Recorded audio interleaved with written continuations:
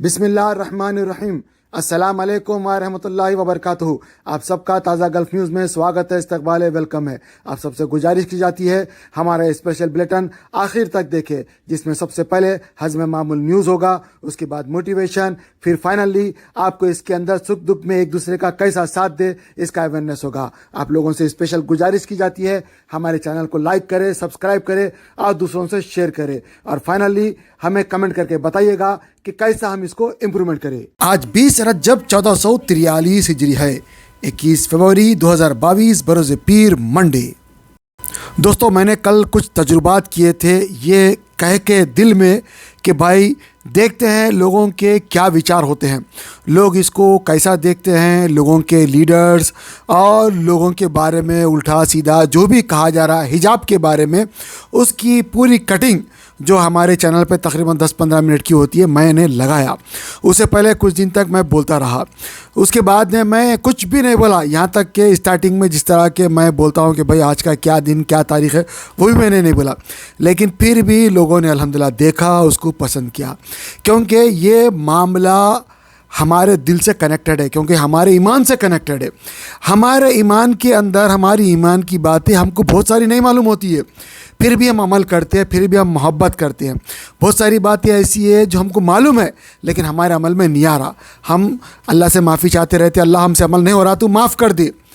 तो अल्लाह गफूर रहीम है, वो है देखने वाला, वो है मालिक, वो है सबका मालिक, वो है सबका भगवान, वो है सबका गॉड खुदा। उससे और हमारा डायरेक्ट मामला है, तमाम मुस्लिम कम्युनिटी का सबका मामला उसी से है। और हमारे पास आखिर नबी आखिर रसूल जो कि जिसको हिंदी में दूत कहते हैं, इंग्लिश में मैसेंजर कहते हैं, और उर्दू में जो है उर्दू में अरबिक में पैगंबर या फाइनल नबी रसूल जो कहते हैं, वो उन्होंने आके हमको बताया, वो खुदा के चुनिंदा है, उन्होंने हमको बताया, पूरी तालीम हमको दी। हमारा काम है कि हम उसके पर अमल करें, उसको मोहब्बत से देखें, और हमको समझ में भी नहीं आया तो भी हमको अमल करना है। अगर हमको अमल नहीं कर सक रहे वो हमारी मजबूरी है, लेकिन हम फिर भी दिल से मोहब्बत करते, ये है ईमान, ये है ईमान। तो अब ऐसे के अंदर अब योगी आदित्यनाथ साहब और बहुत सारे लोग अदालत वाले इनू सभी लोग अपना अपना जलसा कर रहे हैं और डरा रहे हैं, और ये कह रहे हैं कि भाई ये औरतों के ऊपर जुल्म है, कोई पहना नहीं चाह रहा।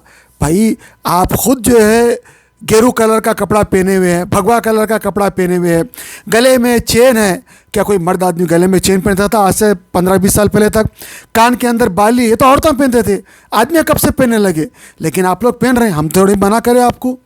अब तो सलमान खान भी पहन रहे हैं, बहुत सारे और भी लोग पहन रहे हैं, एजाज खान साहब भी पहन रहे हैं, हम थोड़े मना कर रहे हैं, अपनी अपनी मर्ज़ी है, पहन ले, लेकिन हमारे धर्म में पहनना नहीं है तो हम नहीं पहनेंगे।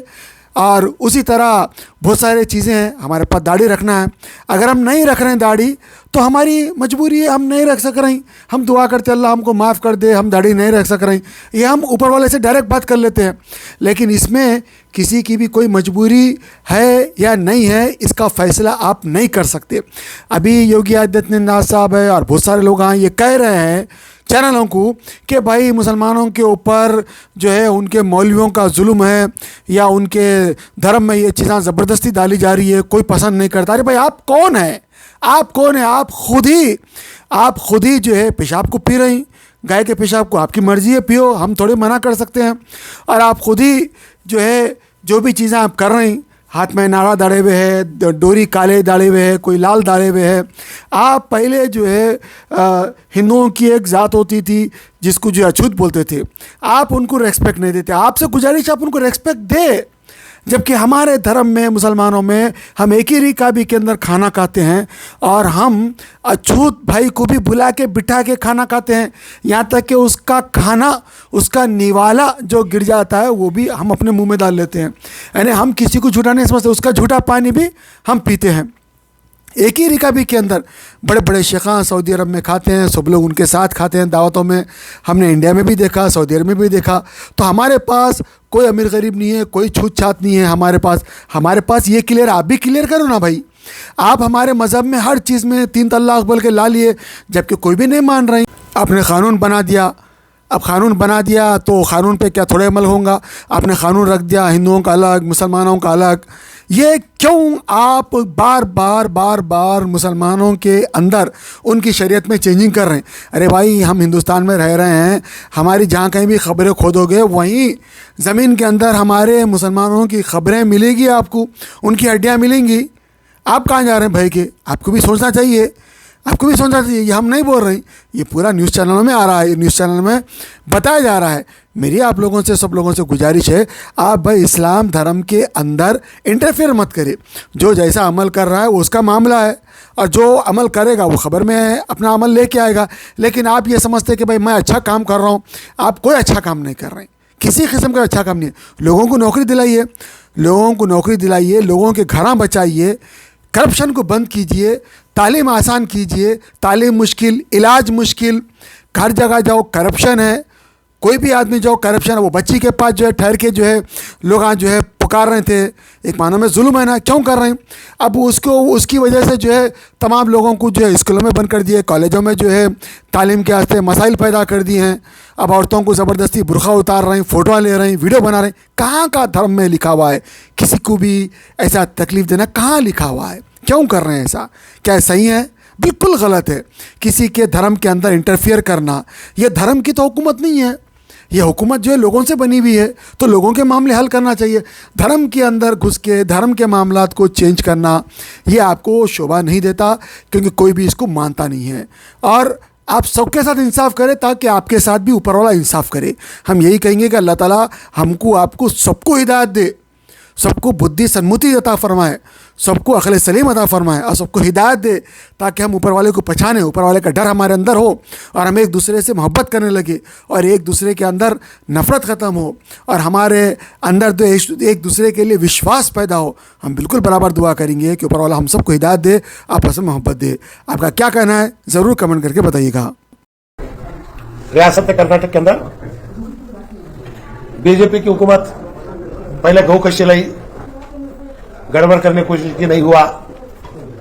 उसके बाद मजहब तब्दीली की बिल लाई, गड़बड़ करने की कोशिश की, नहीं हुआ। अब तीसरी बार हिजाब की लाई। हिजाब है क्या? जो कोविड में डाले वही हिजाब, कोविड में हिजाब डालो बोल रहे, और कॉलेज में हिजाब नको कर बोल रहे। समझ में नहीं आ रहा क्या है बोल के। तो इसलिए लड़कियों की तालीम की सबसे जरूरत है। हम ऑलरेडी हमारे में लड़कियां जो है तालीम के एतबार से काफी पीछे हैं, सेंसस है। हम ना तालीम भी होना और शरीयत तहफुज भी रहना। इसलिए मेरे उलमा इकराम से मेरी दरख्वास्त है कि फौरन आप लोग एक जगह जमा हो और हमें बताएं कि सियासतदान हम क्या इकदाम करना है। कई जगह लड़कियां हिजाब पहने बगैर कॉलेज को जा रहे हैं, कई जगह पेन को जा रहे हैं, और कई जगह यूनिफॉर्म के बारे में बोल रहे हैं। कॉलेज के बाहर हिजाब डालना, कॉलेज के अंदर गए के बाद हिजाब निकालना। जहां लड़के नहीं है, सिर्फ लड़कियां हैं, क्या उस क्लासरूम में भी हिजाब पहन के बैठना? ये सब मसले हैं। इसलिए मैं उलमा कराम से दरख्वास्त करता हूं कि फौरन जो है अपनी राय दें, और हमें खामोश है ये मत समझे। जो काम होना है वो हो रहा है। हाईकोर्ट में केस से 8 तारीख को 2 जजमेंट पहले आ गए हैं। जहां तक यूनिफॉर्म का सवाल है, हमारा कोई एतराज नहीं है।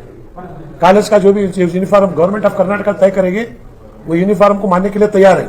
लेकिन वो यूनिफॉर्म जो है किसी मजहब के बुनियादी उसूलों के खिलाफ ना हो, यह भी गवर्नमेंट ऑफ कर्नाटक का फैसला करते वक्त अपने दिमाग में इस बात को रखें। और इसलिए मैं चाहता हूं कि वो उलमा कराम एक रास्ता दिखाएं कि भाई हिजाब हो तो कैसा हो, सिर्फ लड़कियां हैं तो वहां क्या हो, अगर को एजुकेशन है तो वहां क्या हो।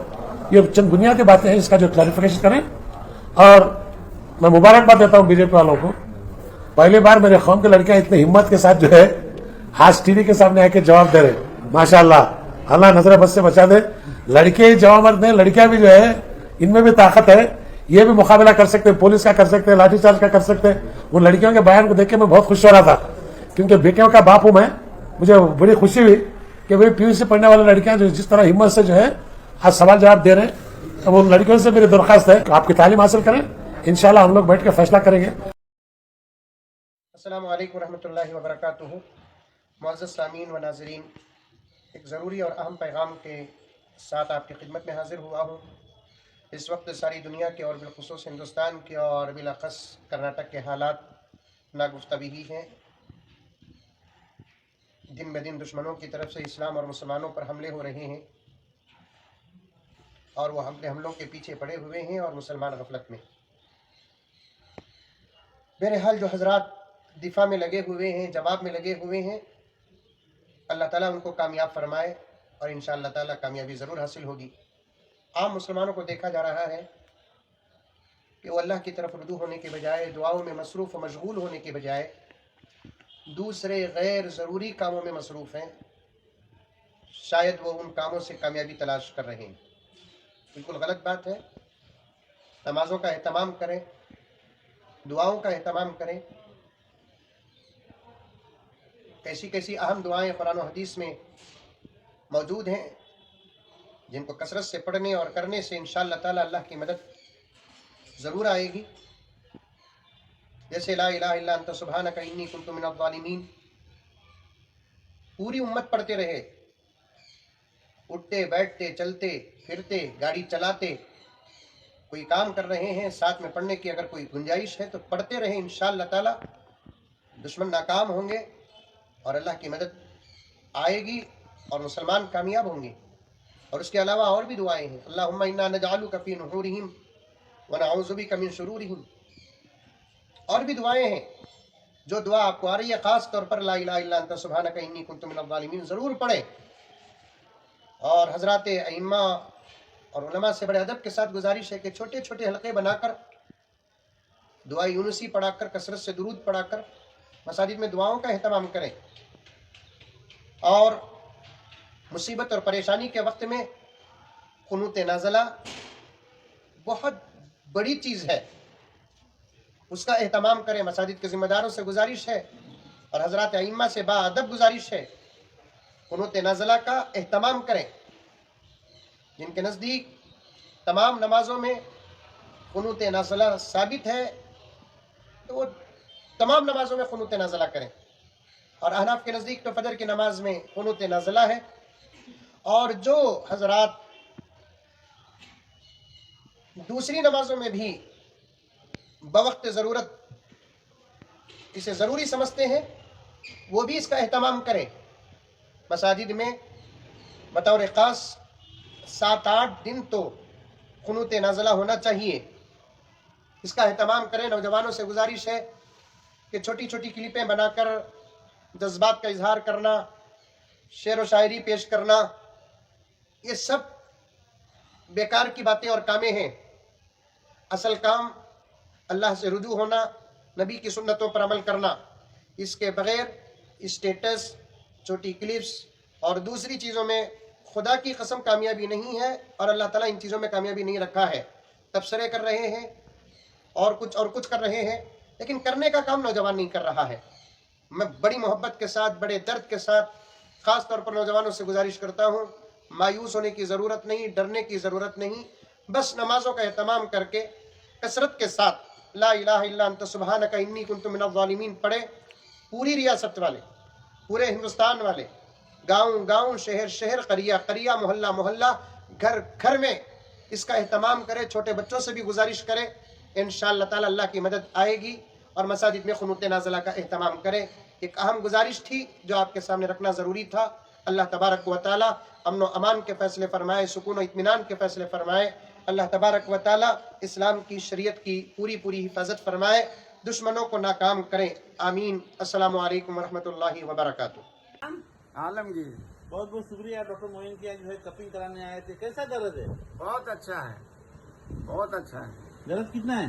कुछ नहीं, कुछ नहीं। नहीं कुछ नहीं, एकदम सच्चा है। सच्चा है लेकिन अच्छा है। हाँ अच्छा है। Online Quran Learning Academy.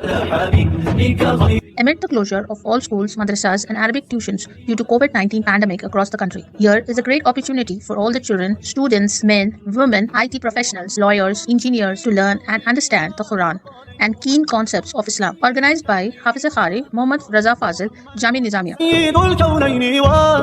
Courses offered: Hifz Quran, Tajweed, Nurani Qaida, Urdu language, daily prayers and hadith, basic beliefs and issues, funeral prayer and weekly spiritual gatherings. Hurry up! Limited seats available on the basis of first come first serve. For contact details, queries and registration, contact here. For registration, fill out the Google forms or visit our website. Do not miss this chance as it can revolutionize your children's Islamic knowledge and discipline too. يا أيها الذين آمنوا هل أدلكم